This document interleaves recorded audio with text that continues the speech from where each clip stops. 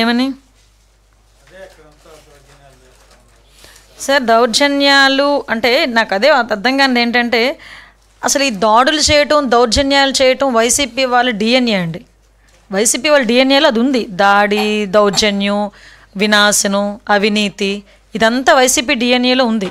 నేను దాని గురించి మాట్లాడలే. ఈరోజు ఒకటి ఆలోచించండి, ఈ దాడులు జరుగుతున్నాయి, ఇవి జరుగుతున్నాయి, అవి జరుగుతున్నాయి అని చెప్పేదానికి ఎలక్షన్ కమిషన్ కూడా చూస్తుంది. ఎలక్షన్ కమిషన్కి ప్రతి ఒక్కటి తెలుసు. మీరు ఎవరి మీదైనా కంప్లైంట్ పెడితే కంప్లైంట్ మేము తీసుకుంటున్నాం, కంప్లైంట్ మీద మేము కేసు ఫైల్ చేస్తున్నాం.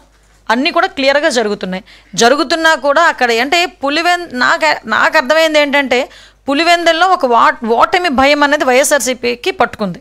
సో దాన్ని బేస్ చేసుకుని బయటికి ఏదో జరిగిపోతుంది అక్కడ అన్నది చేస్తున్నారు. మీరు అబ్జర్వ్ చేశారో లేదో, ఆయన 11 సీట్లు పడిపోయిన వెంటనే ఏమైనా ఈవీఎంలు తప్పన్నాడు. అంటే ఏదో రకంగా ఎవరో ఒకరి మీద నెపం నెట్టాలి. సో ఈరోజు మేమున్నాం కాబట్టి, కూటమి ప్రభుత్వం ఉంది కాబట్టి కూటమి ప్రభుత్వం మీద నెపం నెట్టున్నారు.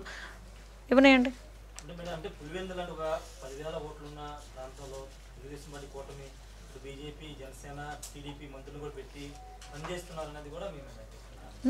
ఏంటి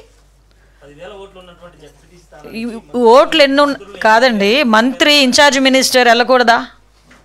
ఇన్ఛార్జ్ మినిస్టర్ వెళ్ళకూడదా? వెళ్ళాలి కదా, వెళ్తాం కదా.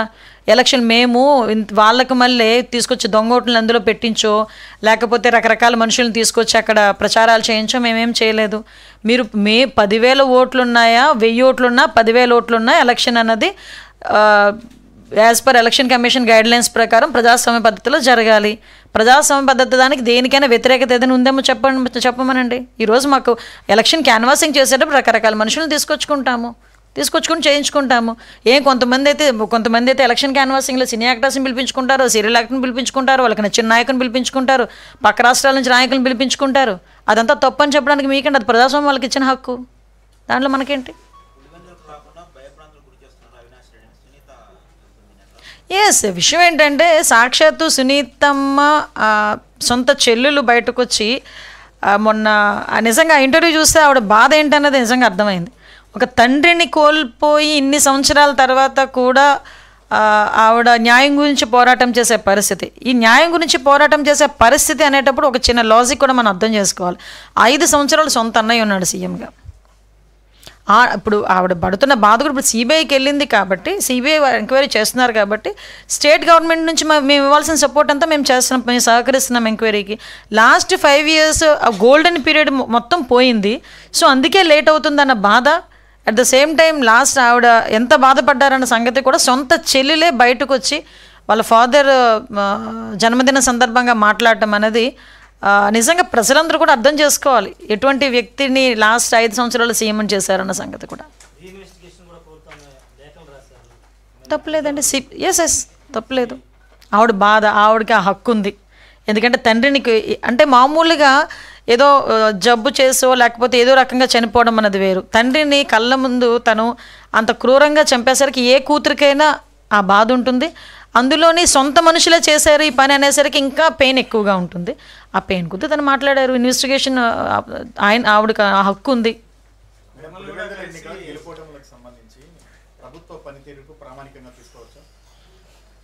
అంటే 10,000 ఓట్లకి సంబంధించి ప్రామాణికంగా మనం తీసుకుంటాం. Yes, exactly. ఏంటి ఇక్కడ ఏదో అంటారు కదా, చిన్న పావునైనా పెద్ద కర్రతో కొట్టాలి అంటారు.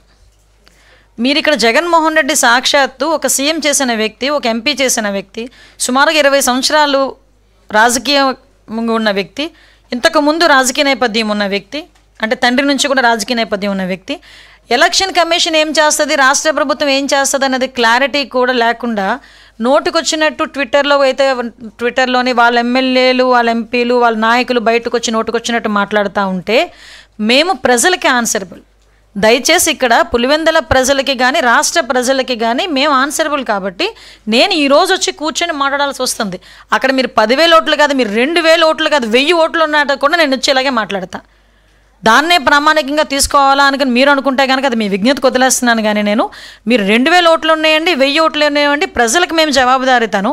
అక్కడ ఏం జరుగుతుందన్న విషయాన్ని వాళ్ళు తప్పుదోవ పట్టిస్తున్నారు. కాబట్టి అది కాదు, ఇది జరుగుతుంది, ఇది జరిగింది అనేది చెప్పాల్సిన బాధ్యత ప్రభుత్వానికి ఉంది. కాబట్టి నేను ఇక్కడ కూర్చున్నా. అది 10,000 ఓట్ల, 30,000 ఓట్ల, 10 లక్షల ఓట్ల, 1000 ఓట్ల కాదు. ఆ 1000 ఓట్లు ఉన్నా కూడా మా బాధ్యత మేము నెరవేర్తిస్తాం.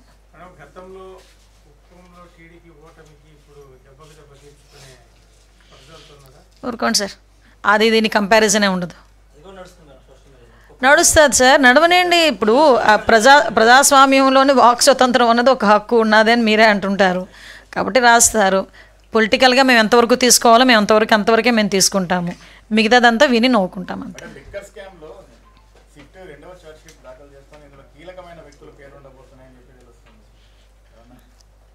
సిట్టు విచారణలో తేలుతుంది కదా, వాళ్ళ పన్నాలు చేసుకునేవ్వండి. మనం ఎందుకు ఇప్పుడు ఇన్వాల్వ్ అవ్వాలి?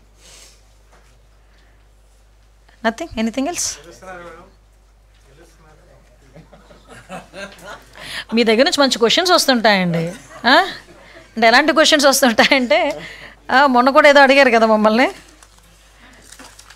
ఎవరికి వాళ్ళం మేము గెలుస్తామనే మేము పోటీలో దిగుతాం, గెలుస్తామనే పోరాటం చేస్తారు, గెలవాలనే కోరుకుంటాం, గెలుస్తామనే ధీమా కూడా మాకుంది. ఓకే, అర్థమైందా? నెక్స్ట్ ఇంకొకటి, ఇప్పుడు వాళ్ళు మేమేమంటున్నాము, అక్కడ నిజంగా పులివెందల్లో జగన్మోహన్ రెడ్డి అడ్డ, పులివెందల బిడ్డ జగన్మోహన్ రెడ్డి అనుకున్న వాళ్ళందరూ ఈరోజు ఆఫ్టర్ ఆల్ మీరు అన్న 10,000 ఓట్లకి ఎందుకు భయపడాలి? 11 నామినేషన్లు ఎట్టొచ్చినాయి మనం ఆలోచించుకోవాలి కదా. ఇప్పుడు మమ్మల్ని అడిగిన క్వశ్చన్స్ వాళ్ళని అడగండి ఒకసారి. నేను మీరు ఏ క్వశ్చన్ అడిగినా నేను సమాధానం చెప్తా. కానీ ఒకటేంటంటే మీకు క్లియర్గా చెప్తున్నా, మరి అంత ఓటమి భయం దేనికి? 11 నామినేషన్లు వచ్చినాయండి. నాకు తెలిసి లాస్ట్ 2 టర్మ్స్లో జడ్పీటీసీకి నామినేషన్ కూడా పడిన పరిస్థితి లేదు. యునానిమస్. పులివెందల్లో 95% ప్రెసిడెంట్ ఎలక్షన్ యునానిమస్ అవుతాయి. Okay, 100% ZPTC MPTC elections unanimous అయిపోతాయి. మరి అటువంటి పరిస్థితుల్లో ఈరోజు గవర్నమెంట్ పోయిన ఈ 14 నెలలలోనే 11 నామినేషన్లు పడినాయి అంటే ఈరోజు పులివెందల ప్రజలు ప్రజాస్వామ్యాన్ని స్మెల్ చేస్తున్నారు, ప్రజాస్వామ్యాన్ని అనుభవిస్తున్నారు. ఈరోజు వాళ్ళు ఒక రాచరిక వ్యవస్థ పక్కన పెట్టి ప్రజాస్వామ్యాన్ని వాళ్ళు ఫీల్ అవుతున్నారు. కాబట్టి 11 నామినేషన్లు బయటకు వచ్చినాయి. నామినేషన్లు వేయడానికి ధైర్యంగా వచ్చి నామినేషన్లు వేసి వెళ్ళారు, క్యాన్వాసింగ్ ధైర్యంగా చేసుకుంటున్నారు, ఎలక్షన్లకి ధైర్యంగా వెళ్తున్నారు. వీళ్ళకేంటండి నొప్పి?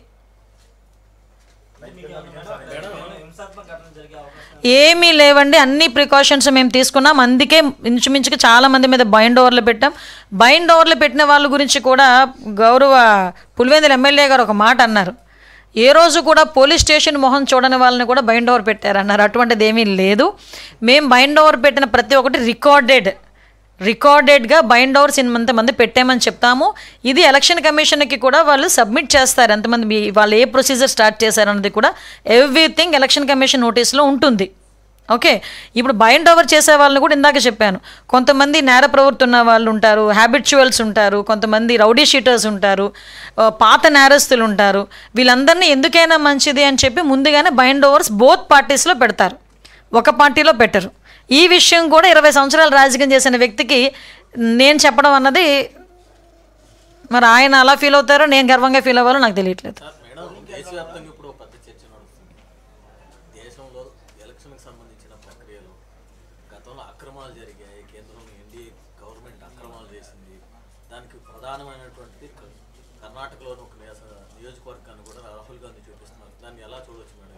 సార్, ఇప్పుడు ఆ ఓటమి అయిన తర్వాత, ఓటమి జరిగిన తర్వాత రకరకాలైన కారణాలు ఎత్తుక్కుంటారండి. నేనేమంటానంటే ఓటమికి గల కారణం మన సెల్ఫ్ అనాలిసిస్ మనం చేసుకోవాలి. అరే, మనం చేసిన తప్పులు ఏమైనా ఉన్నాయా, మనం ఏమైనా అప్రోచింగ్ ఏమైనా రాంగ్ అప్రోచింగ్ ఉందా, లేకపోతే ఇంకా ఏదైనా ఇన్సిడెంట్స్ జరిగినాయా అన్న దాని మీద ఆలోచించుకోవాలి. కానీ ఎలక్షన్లో ఎవరైనా ఓడిపోయిన ప్రతి ఒక్కరు మాట్లాడేది ఏంటంటే ఈవీఎం ప్రాబ్లం అంటారు, లేకపోతే ఎక్కడ అవకతవకలు జరిగినాయి అంటారు. నిరూపించండి రా బాబు అంటే 5 సంవత్సరాలు మాకు గడిపేస్తారు. నిరూపించండి, నిరూపిస్తేనే కదా తెలిసేది. నిరూపించడానికి వాళ్ళు అయితే ట్రై చేస్తున్నారు కదా, నిరూపించినాయండి. వాళ్ళకి కూడా హక్కు ఉంది కదా.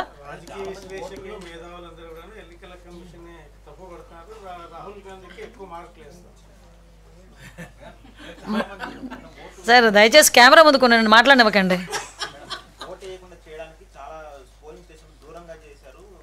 సార్, నేను ఇందాక నుంచి చెప్తున్నాను, అదే పోలింగ్ స్టేషన్ మార్పు అన్నది ఎలక్షన్ కమిషన్ వాళ్ళ నిర్ణయం.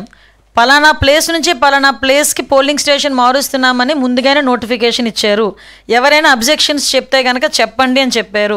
వాళ్ళు వితిన్ టైం పీరియడ్లో వాళ్ళ అబ్జెక్షన్స్ ఎవరు కూడా రైజ్ చేయలేదు. ఏ పొలిటికల్ పార్టీ రైజ్ చేయలేదు. మీకు నిజంగా ఆలోచన ఉండుంటే ఆ రోజే మీరు ఎందుకు రైజ్ చేయకపోవాలి? వైఎస్ఆర్సీపీ వాళ్ళు ఈరోజు తీరా మార్చిన తర్వాత ఎందుకు వాళ్ళు అబ్జెక్షన్ రైజ్ చేస్తారు?